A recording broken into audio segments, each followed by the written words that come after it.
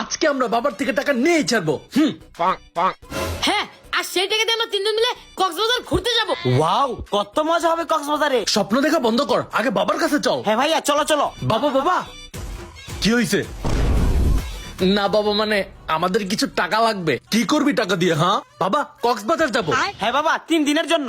কি খালি আমার টাকা খরচ? আজকে মায়ের আছে তোদের কপালে। এই আইডিয়া কার? জলদি জলদি বল। ও, তাহলে তোর কাজ। আমি কি করলাম আঙ্কেল?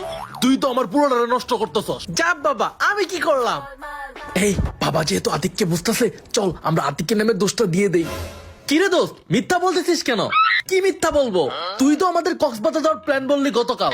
হ্যাঁ ভাইয়া, আপনি তো গতকাল বললেন। হ্যাঁ ভাইয়া, এটা তো আপনারই প্ল্যান ছিল। কক্সবাজার তাই না? যা, তুই আমার জন্য খোলা বাজারে গিয়ে বাজার করে নিয়ে আয়। নাহিদ, তোকে তো আমি দেখে নিব। আচ্ছা যাচ্ছি যাচ্ছি। যা যা, কি দেখে নিবি আমিও দেখে